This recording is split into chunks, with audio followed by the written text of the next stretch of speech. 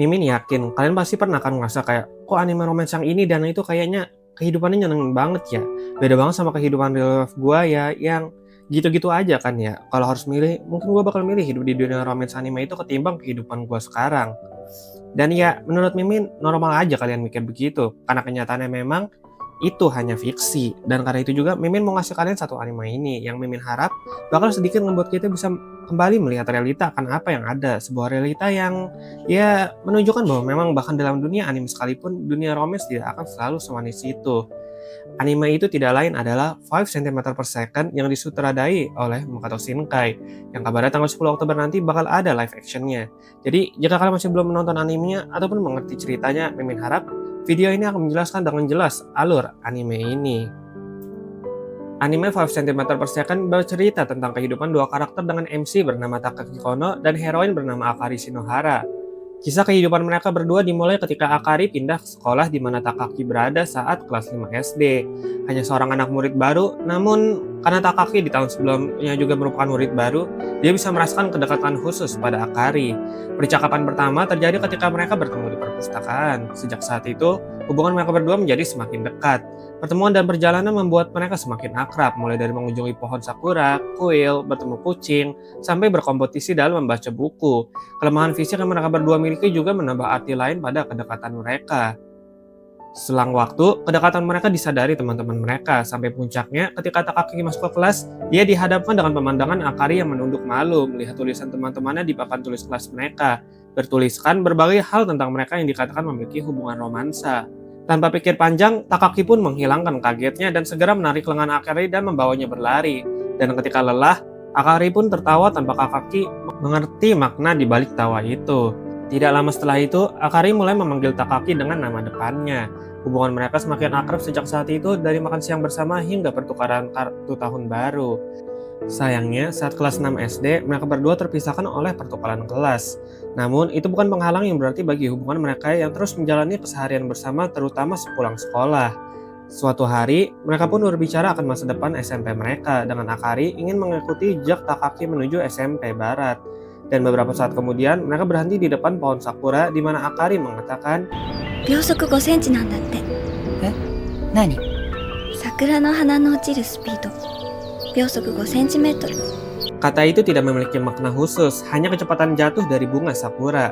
Hujan 5 meter per detik, awan 1 cm per detik, hanya sebuah pengetahuan yang Akari dapatkan dari ensiklopedia. Namun, melihat ekspresi Takaki yang tampak biasa saja, Akari pun meledeknya dan berlari. Saat Takaki mengejarnya, mereka dipisahkan oleh kereta yang lewat, dan di sana Akari kembali mengatakan, 来年も一緒に桜見れるといいね。 dan dengan itu, sebuah janji terucapkan. Sebuah janji yang nantinya tidak akan pernah terwujud. Akari berhasil masuk SMP Barat, namun sayangnya orang tuanya akan pindah ke Tochigi, dan walau dia sudah berusaha membujuk untuk tinggal dengan tantenya, hasil akhir sudah diputuskan. Waktu pun berlalu, dan mereka sudah menduduki kelas 7 SMP. 6 bulan setelah kelulusan, Akari mengirim surat pertama kepada Takaki, sebuah awal dari hubungan mereka yang kini dipisahkan oleh jarak ratusan kilometer. Surat menyurat ini berlangsung hingga waktu menjelang kenaikan kelas 8 mereka, dan sebelum perpindahan Takaki menuju Kagoshima, yang mana akan membuat jarak mereka dipisahkan bukan hanya ratusan lagi, namun kini ribuan kilometer. Sebelum hari itu tiba, Takaki memutuskan untuk melakukan satu kunjungan terakhir. Hari demi hari, Takaki lalui dengan mencari tahu jalur menuju Tochigi. Lalu, akhirnya diputuskan. 4 Maret pukul 7 malam, waktu pertemuan mereka setelah setahun lamanya. 2 minggu sebelum hari itu tiba, Takaki mulai menulis surat. Surat yang berisikan semua perasaannya tentang Akari, yang tidak mungkin dia dapat sampaikan dengan kata-kata, yang tidak mungkin ia dapat ungkapkan ketika mereka bertemu, tentang bagaimana dan apa yang diharapkan setelah pertemuan ini. Hari itu pun tiba, Takaki bolos dari klubnya dan mulai berangkat naik kereta pertama pada pukul 15.54 dari stasiun Kotokuji. Lalu 16.26 dari Shinjuku. Walaupun telat 2 menit dari jadwal awal, semua masih terlihat berjalan sesuai rencana. Namun, cobaan selalu saja tiba. Walaupun bulan Maret yang mana harusnya sudah memasuki musim semi, salju turun dan semakin lebat. Di stasiun Musashi Urawa, keberangkatan kereta ditunda. Di Yomiya, kejadian yang sama juga terjadi. Di mana pukul 17.06, Takaki seharusnya sudah pergi dari stasiun. namun justru mengalami penundaan beberapa menit. Lalu di stasiun Nogi, kereta berhenti untuk sementara. Pukul menunjukkan 19.00 dan Takaki masih setengah perjalanan. Untuk memperburuk suasana, seakan pesan terakhir bahwa pertemuan ini tidak direstui, di stasiun Oyama pada pukul 8 malam saat sedang ingin membeli minum di vending mesin, kertas Takaki terbang terbawa angin. Seakan itu belum cukup, kereta berhenti 2 jam di tengah jalan. Pukul 10 malam, Takaki sudah pasrah akan keadaan ini. Dan hanya berharap Akari berhenti menunggu dirinya di stasiun nanti. Pukul 11 malam, Takaki pun sampai dengan hanya segelintir harapan. Namun begitu masuk ke ruang stasiun, seorang wanita tertidur dengan lelap menunggu. Seorang wanita yang ia tunggu, yang ia ingin temui, yang menjadi tujuan utamanya melakukan perjalanan jauh sebagai bocah SMP. Di sana, berada Akari. Setelah reuni yang singkat tersebut, Akari membuka kotak makannya yang berisi onigiri, telur, dan makanan sederhana Jepang lainnya. Namun bagi Takaki yang lapar dan mengetahui bahwa itu buatan Akari, dia tidak bisa memberikan respon lain melainkan 今まで食べたものの中で一番美味しい。 tidak lama setelah itu, stasiun ditutup. Mereka pun pergi bersama ke sebuah pohon sakura yang pernah Akari ceritakan dalam salah satu surat yang pernah dikirimnya. Di sana, mereka pun menatap satu sama lain dan mendalami secara total pertemuan mereka setelah sekian lama, tanpa tahu kapan mereka akan bertemu kembali. Karena terlalu malam, Takaki dan Akari pun tinggal bermalam di sebuah rumah. Di sana, Takaki akhirnya memberitahu Akari bahwa dia sebenarnya bukan pindah ke Kagoshima, melainkan Tanegashima yang jaraknya lebih jauh lagi, sebuah pulau kecil yang bahkan sulit ditemukan di peta. Mendengar hal itu, Akari pun dengan cepat mencoba menjerahkan sedikit ruangan dengan memberitahu bahwa itu adalah tempat yang pas untuk Takaki. Tanegashima adalah tempat di mana salah satu stasiun ruang angkasa Jepang berada, dan untuk Takaki yang sedari kecil bercita-cita menjadi astronot, tidak ada tempat lain yang lebih baik baginya. Malam pun berlalu dan keesokan harinya Takaki pun pulang dengan kereta. Namun sebelum kepergiannya, ketika pintu kereta menutup, Akari menyampaikan pesan terakhirnya bahwa dia percaya Takaki akan baik-baik saja. Tidak lama kereta itu pun semakin memudar. Di sana, Akari melihat secari kertas yang tidak dia berikan, yang nantinya akan dijelaskan di episode ketiga akan mengapa dia melakukan hal tersebut. Dengan episode ke-1 menceritakan kisah mereka saat masih kecil, episode kedua adalah masa remaja mereka. Takaki pindah ke Tanegashima saat masuk jenjang kelas 8 SMP. Di hari kedatangannya, seorang gadis berkuncir dua tanpa dia ketahui telah memasang perasaan kepada dirinya. Gadis itu adalah Kanae Sumida, teman sekelas Takaki. Namun begitu, kisah mereka baru dimulai saat kelas 1 SMA ketika semua usaha keras Kanae agar dapat masuk ke SMA yang sama dengan pria yang disukainya terwujud. Hubungan mereka di sana dimulai ketika acara festival kelas, di mana Takaki melihat Akane dan mengenalinya. Semenjak saat itu, hubungan mereka pun terjalin. Kanae akan selalu menunggu Takaki di tempat parkiran agar mereka dapat pulang bersama. Takaki tidak pernah mempermasalahkan hal itu. Setiap waktu yang mereka lalui bersama terasa menyenangkan bagi Akane, namun juga terasa menyakitkan. Hal yang selalu disadari Akane adalah bahwa bahkan dengan segala kebersamaan mereka, Takaki tidak pernah melihat ke arahnya. Seperti saat setelah dari minimarket, Takaki yang selalu melihat ke arah ponselnya seakan mengirim pesan untuk seseorang, dan itu membuat dia cemburu.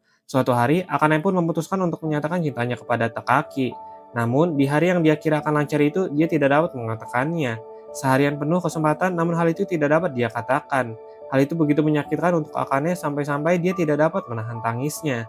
Entah bagaimana, sampai hari itu pun Akane tidak merasa Takaki melihat ke arahnya. Tatapan selalu seakan menatap sesuatu yang jauh yang tidak dapat ia lihat. Waktu pun berlalu, dan Takaki pergi dari Tanegashima menuju Tokyo, melanjutkan pendidikan perkuliahannya di sana. Sebelum berangkat, mengetahui dia tidak akan pernah bertemu dengan Takaki lagi, merasa tidak akan ada kesempatan lagi, Akane akhirnya memberanikan diri untuk menyatakan cintanya. Setelah itu, Takaki pun pergi. Dari pandangan Takaki sendiri, Kanae hanyalah seorang teman, dan pada saat itu, hubungan Takaki dan Akari pun sudah lama pudar bahkan menghilang. Kertas surat yang sering berbalas tidak lain hanyalah tumpukan kertas tidak berarti sejak saat itu. Siapa yang berhenti mengirim pertama, bagaimana suara dan wajah mereka di belahan bumi yang lain, Takaki tidak dapat mengingatnya. Namun, bahkan setelah hubungan surat menyurat dirinya dengan Akari sudah lama pudar, bahkan menghilang, dalam-dalam Takaki masih merasakan sesuatu, sebuah harapan yang dia sendiri tidak ingin akui, sebuah sosok yang terus muncul dalam mimpinya. Oleh sebab itu, dia tidak pernah bisa merasakan dengan tulus, bahkan sampai akhir, perasaan yang Kanae tunjukkan pada dirinya. Kehidupan Akari pun tidak jauh berbeda. Perlahan, dia mulai melupakan sosok Takaki, pertemuan mereka di stasiun itu, dan mulai menjalani hidupnya sendiri. Episode ketiga akan menjadi bagian paling spesial dari video ini, karena berbeda dari animenya, bagian ini menjadi lebih jelas di manganya. Jika episode 1 adalah masa kanak-kanak, episode kedua masa remaja, maka tentu saja episode ketiga ini menceritakan tentang masa depan mereka, masa dewasa. Sama seperti orang kebanyakan di dunia asli, yang mana juga menambah unsur kerealistisan pada alur cerita ini, Takaki pun tidak berhasil menggapai mimpinya. Berakhir di sebuah perusahaan coding di Tokyo, berbeda dari cita-cita semasa kecilnya, yaitu menjadi astronot. Kehidupan dewasa pun tidak ramah bagi Takaki. Di masa perkuliahan dan seterusnya, dia sudah terus mencoba bergerak dari masa lalunya, menjalin hubungan dengan wanita lain, namun itu tidak ada gunanya. Mereka semua, seperti Kanae, melihat hal yang sama, bahwa Takaki tidak pernah melihat ke arah mereka. Namun begitu, dia akhirnya menjalin hubungan yang jauh lebih serius dengan seorang yang dia kenal dari pekerjaannya, Risa Mizuno. Di awal episode ketiga ini, Takaki mengabarkan kepada Risa bahwa dia akan keluar dari perusahaannya setelah selesai dengan proyek terakhir yang ia pimpin. Saat Risa mengajak Takaki untuk bertemu dengan kedua orang tuanya pun, Takaki menolaknya, berkata bahwa dia tidak bisa bertemu dengan orang tua Risa dengan keadaan yang sekarang tanpa pekerjaan. Namun, hal ini tidak lain hanyalah alasan yang mana nantinya akan dijelaskan di adegan berikutnya. Sayangnya, seperti hubungannya sebelumnya, hubungannya dengan Risa pun tidak berjalan dengan mulus. Hari demi hari dilewati dengan sifat Takaki yang selalu terkesan tidak melihat dunia di mana dia berada, membuat Risa tidak dapat memahaminya. Hal itu memuncak di hari ketika Risa menyuruh Takaki untuk menunjukkan hal yang paling tidak ingin diungkapkan Takaki kepada dirinya. Dan saat itulah mereka berangkat menuju Tochigi. Di sana, Takaki menceritakan berbagai hal tentang dirinya, betapa dia merasa dirinya bersikap baik, namun hal itu justru menyakiti orang di sekitarnya. Dan fakta bahwa, walaupun dia tidak pernah berharap, faktanya adalah dia tidak dapat menerima kenyataan bahwa dia harus menghabiskan waktunya dengan wanita lain, selain wanita di masa lalunya. Hal ini jelas membuat Risa kaget, dan juga menjadi penjelasan mengapa dia tidak mau menemui orang tua Risa sebelumnya. Takaki, secara singkat, tidak siap jika dia harus menikahi wanita selain Akari. Meski begitu, Risa masih yakin dengan kedatangan mereka ke tempat yang terus menghantui Takaki, semua itu bisa terselesaikan. Sayangnya, dalam kejadian yang bahkan tidak terduga, Takaki tidak ikut turun dari kereta, meninggalkan Risa sendirian di sana, menunggu kereta berikutnya yang baru datang 30 menit kemudian. Hubungan mereka pun seperti hubungan Takaki sebelum-sebelumnya juga berakhir kandas. Meski begitu, Risa memberikan kata-kata terakhir yang memberikan dukungan pada Takaki, bahwa tidak ada salahnya jika dia memaafkan dirinya sendiri agar bisa meninggalkan segala kesalahan yang membebaninya selama ini. Sementara untuk Akari sendiri, hanya masalah waktu hingga waktu pernikahannya. Suatu hari, ketika dia sedang bersiap menuju Tokyo untuk persiapan pernikahannya, dia menemukan secari kertas yang dia tulis saat SMP. Surat yang berisikan pesan bahwa dimanapun Takaki berada, dia akan selalu dan selalu mencintainya. Dan jawaban dari mengapa Akari tidak memberikan kertas pesan itu di episode pertama adalah, dengan tidak memberikan Takaki secari kertas itu pada hari itu, Akari berharap, seperti dirinya yang sudah berpikir akan berkembang, Takaki pun juga dapat mendapatkan kebahagiaannya dan melanjutkan hidupnya yang baru tanpa dirinya. Selang beberapa waktu, Takaki akhirnya mendapatkan pekerjaan baru di bidang luar angkasa, sementara Akari pindah dan tinggal di Tokyo. Lalu, satu hari, saat sedang berjalan melewati jalur kereta, mereka menyadari satu sama lain. Namun ketika berbalik, sama seperti saat mereka masih kecil, ketika kereta akhirnya berhenti, Akari sudah menghilang. Dengan itu, kini Takaki pun sudah sepenuhnya mengerti apa yang menjadi jawaban ke depannya. Berbalik ke Akane, dia kini menjadi perawat di kampungnya. Kehidupannya tidak pernah jauh dari sana. Ketika kuliah, dia sempat pindah ke Kagoshima tinggal dengan kakaknya, namun tidak lebih dari itu. Suatu hari, ketika dia merasa sudah jenuh dengan keadaan yang tidak tumbuh, serta masa lalu tentang Takaki yang terus datang, kakaknya menyarankannya untuk pergi ke Tokyo untuk menemukan jawaban atas dua pertanyaan itu. Akane pun pergi, namun dengan Tokyo yang berskala masif dan dirinya yang merupakan gadis desa, rasanya seperti dunia baru baginya dan terlalu banyak orang untuk dapat menemukan Takaki. Ketika lelah, dia duduk di pinggir taman dan kakaknya juga sempat menghubunginya bahwa dia sudah memiliki nomor orang tua dari Takaki, yang merupakan dosen di universitas kakaknya dulu. Kini mereka tinggal di Nagano. Akane juga mengabari Ryo, temannya di sana yang pernah menembak dia sebelum kepergiannya ke sini. Dia mengatakan bahwa dia sudah siap kembali ke kampung, namun sayangnya belum dapat menerima tawaran Ryo itu, yang mana walaupun kecewa, Ryo terima. Saat Akane hendak pergi, seseorang berada di sana, dan ketika Akane melihat, akhir dari anime ataupun manga dari cerita ini mungkin tidak seperti karya Makoto Shinkai lainnya seperti Kimi no Na wa, We Train With You, ataupun Suzume, di mana papasan terakhir adalah awal dari hubungan. Namun, justru itulah kespesialan dari karya Makoto Shinkai yang satu ini. Sebuah cerita yang bukan hanya menggambarkan kesenangan seperti anime lainnya, melainkan juga sisi lain, di mana akan ada perjuangan di sana, dan terkadang tidak peduli sesulit apa perjuangan itu, hasil akhir mungkin bukan seperti yang kita inginkan. Meski begitu, hidup harus terus berjalan, dan mengikhlaskan masa lalu seperti yang Akari berhasil lakukan, dan Takaki juga akhirnya lakukan, kadang bisa menjadi opsi yang terbaik. Karena hanya dengan begitu, kita benar-benar bisa mengapresiasi masa lalu kita itu tanpa memandangnya sebagai beban. Mimin mohon maaf jika penjelasan Mimin ada yang kurang. Kalau kalian suka, boleh komen di bawah anime apa lagi yang kalian mau Mimin jelasin. Sekian dari Mimin, itu saja untuk hari ini.